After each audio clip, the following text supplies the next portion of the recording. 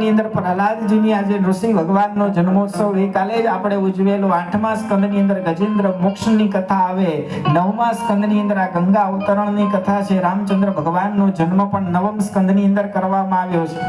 આ બધી જ કથાઓ કરીને સુખદેવજી મહારાજ પરીક્ષિતને એટલું જ સમજાવવા માંગતા હતા કે પરીક્ષિત, આ જગતની અંદર આ મનુષ્ય દેહ છે એ નાશવંત છે, કોઈ કાયમ આ પૃથ્વી ઉપર રહેતું નથી, આત્મા છે અજર છે અને અમર છે. આટલી વાત સુખદેવજી મહારાજ પરીક્ષિતને સમજાવવા માંગતા હતા.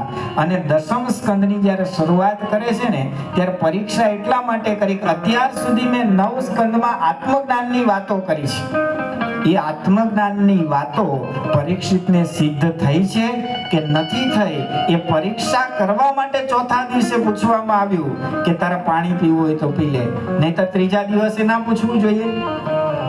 પરીક્ષિત તો 3 દિવસથી ભૂખ્યા તરસ્યા જ સાંભળતો હતો, બીજા દિવસે ના પૂછવું જોઈએ કે તારે પાણી પીવું હોય પી લે, કેમ ચોથા દિવસે પૂછ્યું?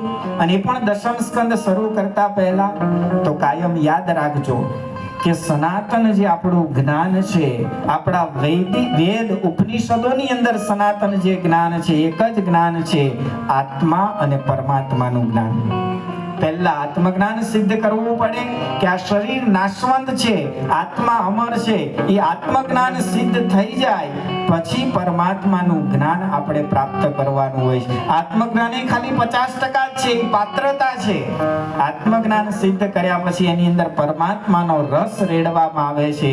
અને જ્યારે સુખદેવજીએ પરીક્ષિતને પૂછ્યું કે તને ભૂખ કે તરસ લાગી છે, ત્યારે 10મ સ્કંદની અંદર પહેલા જ અધ્યાયમાં પરીક્ષિત રાજા ના પાડે છે કે મને ભૂખ પણ નથી, મને તરસ પણ નથી, મને બસ આ કથામૃત તમે પીવડાવો, મને કૃષ્ણના ચરિત્રો તમે સંભળાવો. અને જ્યારે સુખદેવજી મહારાજે સાંભળ્યું કે પરીક્ષિતને ભૂખ પણ નથી લાગી અને તરસ પણ નથી લાગી, એટલે પરીક્ષિતની આ વાણી સાંભળી, પરીક્ષિતનો આ ઉત્તર સાંભળીને સુખદેવજી સમજી ગયા કે હવે આત્મજ્ઞાન સિદ્ધ થઈ ગયું છે. કારણ કે જે આત્મજ્ઞાની હોય એ પછી ષડ ઉર્મિએ રહિત થઈ જાય, એને પછી ભૂખ કે તરસ લાગે નહીં, એનું મન ભગવાનની અંદર ચોંટી જાય.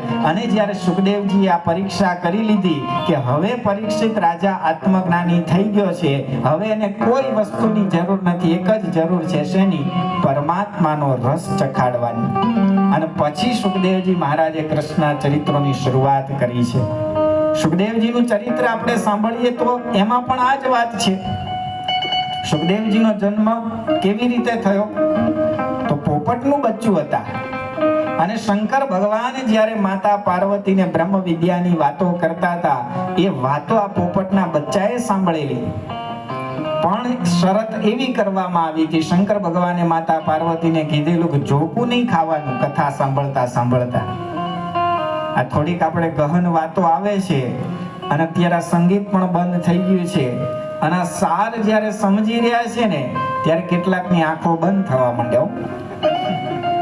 પણ એ વખતે શંકર ભગવાને માતા પાર્વતીને કીધેલું કે હું તમને બ્રહ્મ વિદ્યાની વાતો તો કરું, પણ આંખ બંધ નહીં કરવાની, જોકું નહીં ખાવાનું. કારણ કે આપણે એવું કર્ણોપકર્ણ સાંભળેલું છે કે જો ભગવાનની કથા ચાલતી હોય અને ભગવાનની કથાની અંદર જો તમે જોકું ખાઓ, ઊંઘી જાઓ, તો બીજો જન્મ શેનો આવે? એટલે તમને ખબર છે બધાને, જંબુસર વાળાને તો કોઈ ઊંઘે નહીં હો કથાની અંદર. જેને ખબર, મને એમ કે નહીં ખબર હોય તમને, અહીં તો બધાને ખબર છે કે જો કથાની અંદર ઊંઘી ગયા તો બીજો જન્મ સાપનો આવે. પાછું એટલું નથી હો, એનાથી આગળ એક વાત કરી છે. શું? આજુબાજુ જોતા રહેવાનું. ક્યારેક આપણે તો ન ઊંઘતા હોય બરોબર, પણ જો આપણી બાજુવાળા ઊંઘતા હોય અને એને આપણે જગાડીએ નહીં ને, તો પેલો જો ઊંઘે છે એને તો સાપનો જન્મ આવવાનો, પણ બાજુમાં બેઠા છે ને એને શેનો જન્મ આવે? મદારીનો. ગામો ગામ લઈને ફર્યા કરવાનું. તો આવી શરત કરવામાં આવી કે કથાની અંદર જોકું નહીં ખાવાનું. પણ માતા પાર્વતીજી કથાની અંદર અડધી કથા થઈને ઊંઘી ગયા.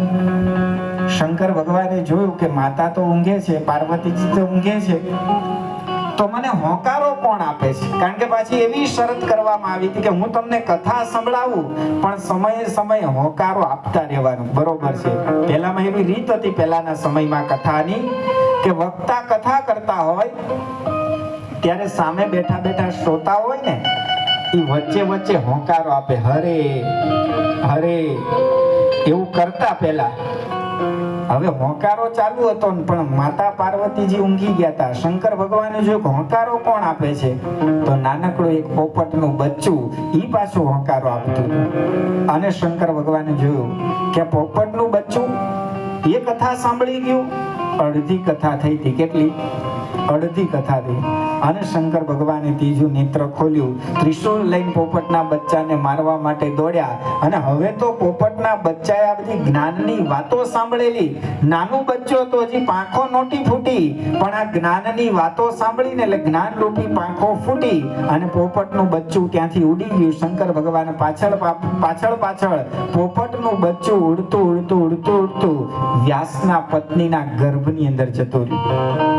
આ કથા ભાગવતની અંદર નથી લખેલી, પણ અન્ય એક પુરાણની અંદર આ કથાનું વર્ણન આવે છે. અને વર્ષોથી બધા કથાકારો આ કથાનું વર્ણન કરતા આવ્યા છે. વ્યાસજીના ગર્ભની અંદર એ પોપટનું બચ્ચું રહ્યું.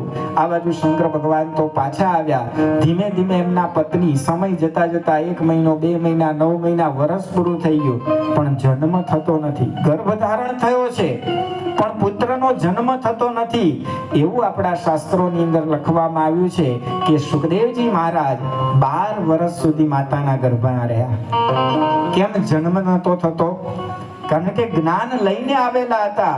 એમને ખબર હતી કે આ જગતની અંદર જન્મ લેવા જેવો નથી. આ જગત આખું માયાનું છે. 12 વર્ષે વ્યાસ ભગવાને પ્રાર્થના કરી સુખદેવજી મહારાજને જન્મ ધારણ કરવાનો. ત્યારે 12 વર્ષે માતાના ગર્ભમાંથી સુખદેવજી મહારાજ બહાર આવ્યા અને જન્મતાની સાથે જ ઘરેથી ભાગી ગયા. ભગવાન સ્વામિનારાયણે વચનામૃતની અંદર પણ આ કથાનો ઉલ્લેખ કર્યો છે કે સુખદેવજી મહારાજ જન્મતાની સાથે જ ઘરેથી ભાગી ગયા. 12 વર્ષના હતા, જન્મ થયો ને ત્યારે ઘરેથી ભાગી ગયા. અને વ્યાસજી પાછળ પાછળ દોડતા હતા કે હે સુખદેવ ઉભો રે, હે સુખદેવ ઉભો રે. અરે સુખદેવજી તો નાના હતા, દોડતા દોડતા નીકળી ગયા. ક્યારેક આ કથાને સાંભળીએ તો એવું લાગે કે વ્યાસજી છે ને પુત્રના સ્નેહને વશ થઈને પાછળ પાછળ દોડતા હશે, પણ એવું નહોતું. વ્યાસજી આ ભાગવતના લેખક છે. એમને ખબર છે કે સાચું જ્ઞાન કયું છે, મુક્તિ માટેનું જ્ઞાન કયું છે. સુખદેવજીની પાછળ પાછળ એટલા માટે દોડતા હતા કે સુખદેવ તું ઊભો રે, તારી પાસે અડધું જ જ્ઞાન છે. કારણ કે જ્યારે શંકર ભગવાન માતા પાર્વતીને બ્રહ્મ વિદ્યા શીખવાડતા હતા ત્યારે અડધું જ્ઞાન સાંભળીને પોપટનું બચ્ચું ભાગી આવેલું. એ અડધું જ્ઞાન એટલે કયું? કેવળ આત્મજ્ઞાન લઈને આવેલા.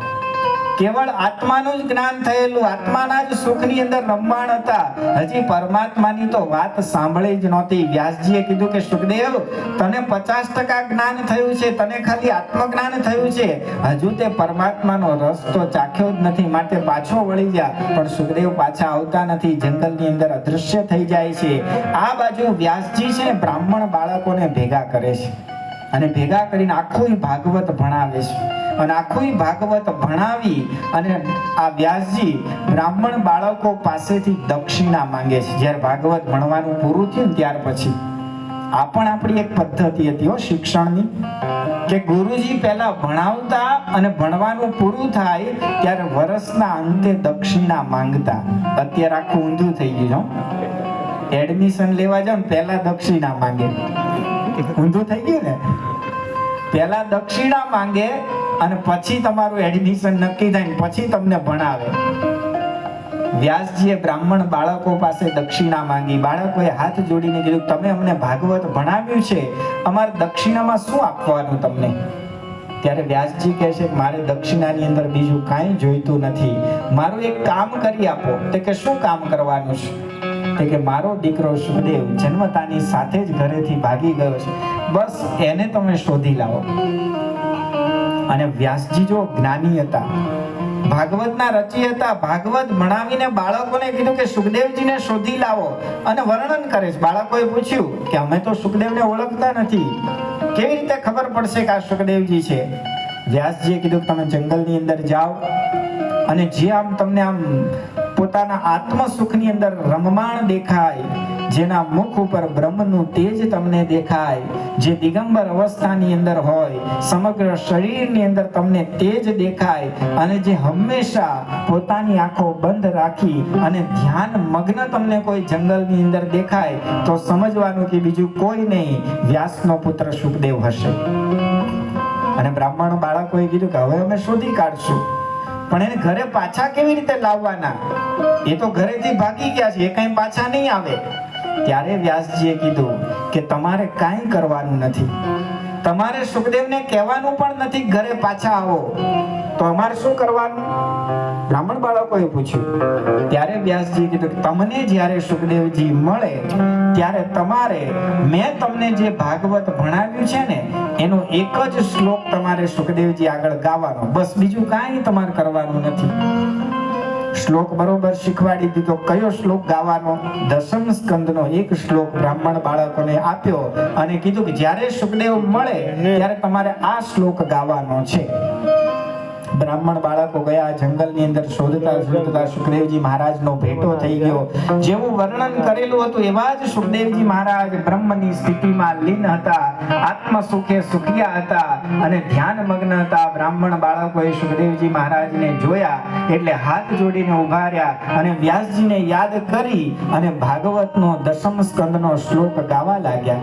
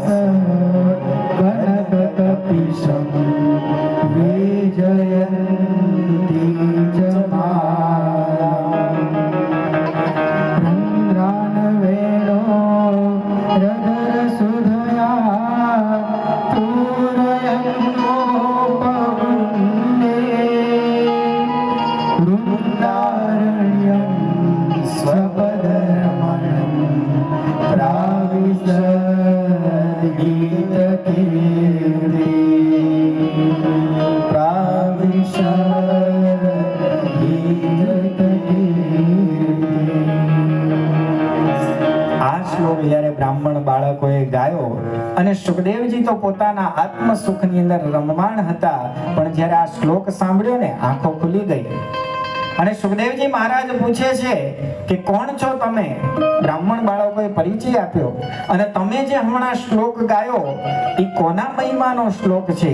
બ્રાહ્મણ બાળકોએ કીધું કે આ તો શ્રીમદ ભાગવત મહાપુરાણના દશમ સ્કંદનો શ્લોક છે. બરહા પીડમ નટવર વપુ કર્ણયો કર્ણિકારમ. હે શુકદેવજી મહારાજ, આ શ્લોકની અંદર જેનું વર્ણન કરવામાં આવ્યું છે બીજા કોઈ નહીં, અમારા ભગવાન કૃષ્ણ પરમાત્માનું વર્ણન છે કે જેમણે પીળું પિતાંબર ધારણ કર્યું છે, કેડ ઉપર કંદોરો બાંધેલો છે, એ કંદોરાની અંદર માસળી ખોસી છે, ગળાની અંદર વૈજયંતીની માળા ધારણ કરી છે, મસ્તક ઉપર સુવર્ણનો મુગટ શોભે છે અને એ મુગટની ઉપર સુંદર મજાનું મોર પીછ ખોસેલું છે.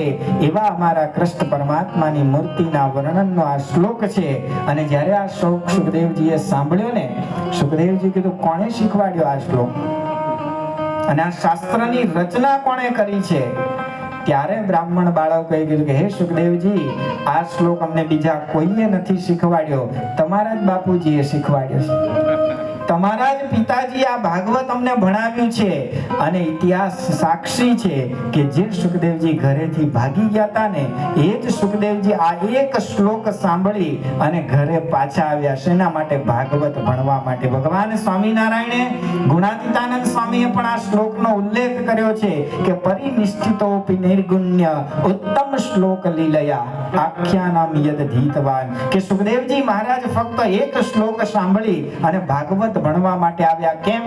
કારણ કે ગુણાતીતાનંદ સ્વામીએ કીધું કે વિષયનું જે સુખ છે એના કરતા આત્માનું સુખ અધિક છે અને આત્માના સુખ કરતા પરમાત્માનું સુખ એનાથી પણ અધિક છે. આખું ભાગવત જ્યારે જોઈએ ને ત્યારે બે જ વસ્તુ આપણને દેખાય, આત્માનું સુખ અને પરમાત્માનું સુખ. અને આપણે બધા તો ભાગ્યશાળી છીએ કે જે આત્મા પરમાત્માના જ્ઞાનની વાત આ ભાગવતની અંદર કરવામાં આવી છે એ જ સિદ્ધાંત ઉપર તો આપણી આખી ડીએપીએસ સંસ્થા છે. અક્ષર અને પુરુષોત્તમ, આત્મા અને પરમાત્મા, આત્મા રૂપ થઈને પરમાત્માની ભક્તિ કરવી, એ જ તો આપણો સિદ્ધાંત છે. ભગવાન સ્વામિનારાયણ એના માટે તો આ પૃથ્વી ઉપર પધારેલા. આખી આપણી BAPS સંસ્થા આ સિદ્ધાંત ઉપર છે. જે મુક્તિની વાત છે, જે મોક્ષની વાત છે, ભાગવતની અંદર જે આત્મા અને પરમાત્માનું જ્ઞાન છે. આજે યોગીજી મહારાજની જન્મ જયંતિ છે. યોગીજી મહારાજને યાદ કરીએ કે યોગીજી મહારાજ તો નાના નાના બાળકોને ભેગા કરીને ધૂન બોલાવતા, આત્મા ને પરમાત્મા. યાદ છે ને આપણને, અક્ષર અને પુરુષોત્તમ. તો બસ એ જ જ્ઞાન આ ભાગવતની અંદર પડેલું છે. આપણે ભાગ્યશાળી છીએ કે આપણને આ અક્ષર પુરુષોત્તમનું જ્ઞાન, અક્ષર રૂપ થઈને પુરુષોત્તમની ભક્તિ કરવાનું જ્ઞાન આપણને પ્રાપ્ત થયું છે. આત્મા રૂપ થઈને પરમાત્માની ભક્તિ કરવાનું જ્ઞાન આપણને પ્રાપ્ત થયું છે. જો આ જ્ઞાન આપણે સિદ્ધ કરી લીધું તો પરીક્ષિતની જેમ આપણો પણ મોક્ષ નક્કી છે. અને આપણી સંસ્થાની અંદર તો તમે જુઓ કે મોક્ષની જ્યારે વાત આવે ત્યારે આપણા ગુરુઓએ તો આપણને મોક્ષની ગેરંટી આપી છે.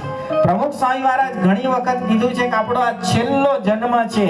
મહંત સ્વામી મહારાજ પણ ઘણી વખત બોલ્યા છે કે જો અહીંયા નિષ્ઠા પાકી થઈ ગઈ, નિષ્ઠાની અંદર પોલ હશે તો નહીં જવાય અક્ષરધામમાં.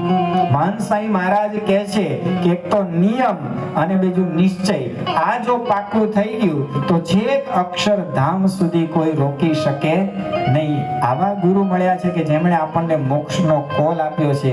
પણ આ જ્ઞાનની સિદ્ધિ આપણે કરવી પડે. આત્મા અને પરમાત્માના જ્ઞાન માટે તો આપણે ગળાની અંદર કંઠી પહેરીએ છીએ. 2 શેરની આપણી કંઠી છે ને. એક વખત એક ભાઈને કોકે પૂછ્યું, ભાઈ તમારી કંઠીમાં 2 શેર શું કામ છે? એને પાછી ખબર નહીં કે આત્મા પરમાત્માનું જ્ઞાન, અક્ષર પુરુષોત્તમ સિદ્ધાંત એટલે 2 શેર છે. આ જાણવું પડે, આ જ્ઞાન આપણે સમજવું પડે. એને શું જવાબ આપ્યો? એક તૂટી જાય ને તો બીજી સ્પેર વ્હીલમાં કામ આવે. એના માટે 2 નથી ભાઈ. ગળાની અંદર જે કંઠી પહેરીએ છીએ એ આપણી અક્ષર પુરુષોત્તમ ઉપાસનાનું પ્રતીક છે.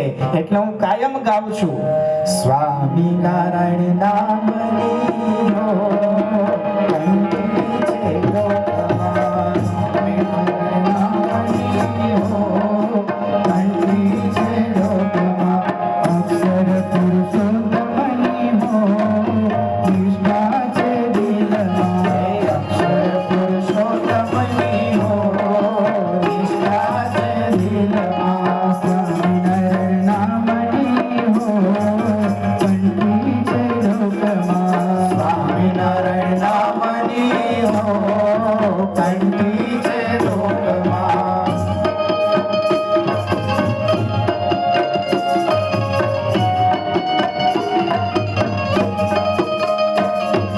સાકાર સર્વોપરી કરતા ભગવાન છે, સાકાર સર્વોપરી કરતા ભગવાન છે, મહત સ્વરૂપ આજે સદા પ્રગટ છે, મહત સ્વામી આજે સદા પ્રગટ છે, રાજકો ભુલાય નહીં હો નિષ્ઠા છે દિલમાં, રાજકો ભુલાય નહીં હો નિષ્ઠા છે દિલમાં, સ્વામિનારાયણ નામની હો કંઠી છે લોકમાં, સ્વામિનારાયણ નામની હો કંઠી છે લોકમાં, અક્ષર પુરુષોત્તમની હો નિષ્ઠા છે દિલમાં, અક્ષર પુરુષોત્તમની હો નિષ્ઠા છે દિલમાં. આ જે ભક્તિની વાત છે, આ ઉપાસનાની વાત છે, જ્ઞાનની વાત છે, એ ભાગવતની અંદર પડેલી છે. અને એટલા માટે વ્યાસજીએ આત્મા અને પરમાત્માના જ્ઞાનની સ્પષ્ટતા થાય એના માટે 10મ સ્કંદમાં કૃષ્ણના ચરિત્ર મૂક્યા છે. એટલે શરૂઆતથી નથી મૂક્યા કૃષ્ણના ચરિત્ર કે પહેલા આત્મજ્ઞાનની સિદ્ધિ થાય ત્યારે પરમાત્માનું જ્ઞાન આપણી અંદર ટકે. જે વાત ભગવાન સ્વામી લોયાના 7મા કરી કે જે બ્રહ્મરૂપ થાય એને પરબ્રહ્મ પરબ્રહ્મની ભક્તિનો અધિકાર છે. બ્રહ્મરૂપ થયા વગર પરબ્રહ્મની ભક્તિનો અધિકાર મળતો નથી. એટલે શરૂઆતથી કૃષ્ણના ચરિત્રો લખ્યા નથી. પહેલા અધિકાર પ્રાપ્ત કરવો પડે. 9 સ્કંદ સુધી પાત્રતાની વાતો છે, બ્રહ્મની વાતો છે, આત્મજ્ઞાનની વાતો છે. અને જ્યારે આત્મજ્ઞાનની સિદ્ધિ થાય ત્યારે પરમાત્માનો રસ એની અંદર રેડવામાં આવે છે. એટલે દશમ સ્કંદની અંદર કૃષ્ણના ચરિત્રો મૂકેલા છે. આ હવે કાયમ યાદ રાખવાનું. કોઈને પણ આપણે કહેવું હોય તો કહેવા થાય કે દશમ સ્કંદમાં કૃષ્ણના ચરિત્રો એટલા માટે મૂક્યા છે કે આખા જ્ઞાનની પરંપરા છે, આત્મા અને પરમાત્માના જ્ઞાનની પરંપરા. અને હવે દશમ સ્કંદની અંદર કૃષ્ણના ચરિત્રોની શરૂઆત થાય છે, જેમાં મથુરા મંડળ ઉપર યદુવંશી રાજાઓ રાજ્ય કરતા હતા. એમાં શૂરસેન નામનો જે રાજા હતો એનો એક દીકરો હતો કંસ, અને એની કાકાની દીકરી જેનું નામ હતું દેવકી, એના લગ્ન થયા છે વસુદેવની સાથે. અને કંસ બેનના લગ્ન છે એટલે જાતે જ બેનના લગ્નનો રથ ચલાવવા માટે તૈયાર થયો છે. રથની અંદર દેવકી ને વસુદેવ બિરાજમાન થયા છે. અને જ્યારે રથ કંસ હાંકતો હોય છે ત્યારે આકાશમાંથી એક આકાશવાણી થાય છે કે હે કંસ, તું જેનો રથ ચલાવીને લઈ જાય છે એવી દેવકીનો જે 8મો ગર્ભ છે ને એ તારા મોતનું કારણ બનશે. અને આસુરી વૃત્તિ હોય એટલે ને મોત ગમે નહીં. અને જ્યારે કંસે આ વાત સાંભળી રથ ઉભો રાખી દીધો, એની બેન દેવકીને રથમાંથી ઉતારી તલવાર કાઢીને મારવા તૈયાર થયો છે, ત્યારે વસુદેવજી હાથ જોડીને કહે છે કે આવું પાપ કરીશ નહીં. તારી બહેનને મારીશ તો તને પાપ લાગશે. તારે ખાલી એટલો જ પ્રશ્ન છે ને કે અમારા સંતાન છે એ તારો કાળ છે એટલા માટે તું દેવકીને મારવા માંગે છે. અમે તને વચન આપીએ છીએ કે અમારે જે કોઈ સંતાન થશે એ અમે તને અર્પણ કરી દઈશું જન્મતાની સાથે. વસુદેવના કહેવાથી કંસ દેવકીને મારતો નથી, પણ બંનેને બંદી બનાવે છે, કારાવાસની અંદર જેલની અંદર પૂરી દે છે. અને રાહ જોવે છે કે જ્યારે સંતાનનો જન્મ થાય, જન્મતાની સાથે જ હું સંતાનને મારી નાખીશ. સમય જતા 1 વર્ષના અંતે દેવકીને પ્રથમ ગર્ભમાંથી એક પુત્ર રત્નની પ્રાપ્તિ થઈ છે. વસુદેવજી સામેથી એ પુત્રને લઈ અને કંસની પાસે ગયા છે કે જે પ્રમાણે મેં વચન આપેલું એ પ્રમાણે મારો પ્રથમ પુત્ર તને અર્પણ કરું છું. પણ એ વખતે કંસના મનમાં વિચાર આવે છે કે આકાશવાણી તો એવી થઈ છે કે 8મો પુત્ર મારો કાળ બનવાનો છે, તો ખોટે ખોટું પાપ શું કામ કરું આ દીકરાને મારી. એ ના પાડે છે મારે પ્રથમ પુત્ર નહીં જોઈએ, મને 8મો પુત્ર જોઈએ. એ જ વખતે નારદજી આવે છે. નારાયણ નારાયણ કરતા નારદજી આવ્યા. હાથની અંદર એક કમળ હતું. કેવું કમળ હતું? અષ્ટદલ કમળ, જેને 8 પાંખડીઓ હતી. અને એ કમળ કંસના હાથની અંદર નારદજી આપ્યું. અને નારદજી કહે છે કે હે કંસ, આ 8 પાંખડીનું કમળ છે, હવે તું ગણ કઈ પાંખડી પહેલી ને કઈ 8મી. यहाँ से गिनो तो ये पहली और यहाँ से गिनो तो ये 8वीं. અને નારદજીએ પોતાની વીણા વગાડતા વગાડતા નારાયણ નારાયણ કરતા કંસના મનની અંદર ફિટ કરી દીધું કે કઈ પાંખડી પહેલી રાખવી અને કઈ 8મી રાખવી એ તો ભગવાનના હાથમાં છે. એમ 8મો ગર્ભ તારા વિનાશનું કારણ છે, પણ આ તો વિષ્ણુની ચાલ છે, નારાયણની ચાલ છે. કયો ગર્ભ 8મો એ કેવી રીતે ખબર પડે? કંસને બરોબર મનમાં ફિટ થઈ ગયો કે આમાં તો કોઈ ખબર ના પડે કે પહેલો પુત્ર મારો કાળ છે કે 8મો પુત્ર, બધાને મારી નાખવા.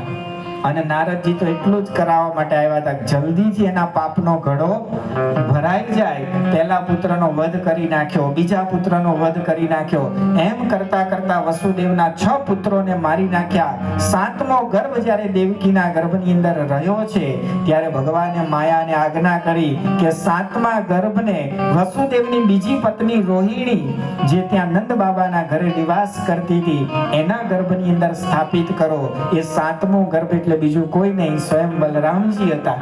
અને માયાએ એનું સંકર્ષણ કરી અને રોહિણીના ગર્ભની અંદર સ્થાપિત કરી દીધા. એટલે બલરામજીનું બીજું નામ પડ્યું સંકર્ષણ. અને આ બાજુ કંસને સમાચાર આપવામાં આવ્યા કે દેવકીનો 7મો ગર્ભ એ નાશ પામ્યો છે. કંસ રાજી થઈ ગયો કે એક પાપમાંથી તો આપણે બચી ગયા. અને હવે દેવકીના ગર્ભની અંદર 8મો ગર્ભ નિવાસ કરીને રહ્યા, જે સ્વયં જગતગુરુ કૃષ્ણ પરમાત્મા હતા. અને જેવો પરમાત્મા એ ગર્ભની અંદર પ્રવેશ કર્યો છે, આખું મથુરા મંડળ તેજોયમાન થઈ ગયું છે. જેલની અંદર પણ તેજસ્વીતા વધી ગઈ છે. વસુદેવના મુખારબિંદ ઉપર પણ તેજ પ્રગટ્યું છે.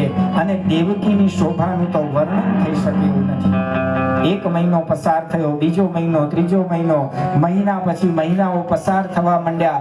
8મો મહિનો આવી ગયો. આષાઢ માસ હતો.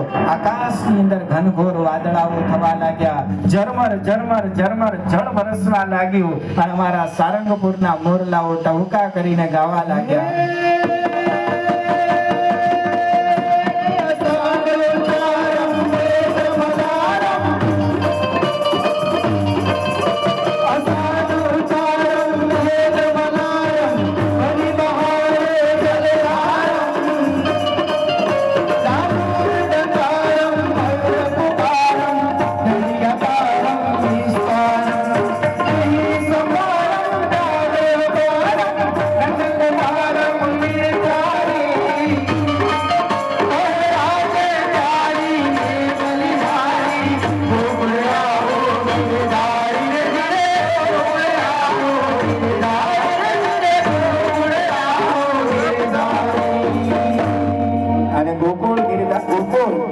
એની અંદર ગિરધારી આવવાની તૈયારી કરી છે. અને અષાઢ માસ ગયો અને શ્રાવણ માસ આવ્યો. અને શ્રાવણ માસની અંધારી રાત હતી, 8મની તિથિ હતી. અને જેલની અંદર કૃષ્ણ ભગવાન સ્વયં પોતે પ્રગટ થયા. બોલો કૃષ્ણ કનૈયા, કૃષ્ણ કનૈયા.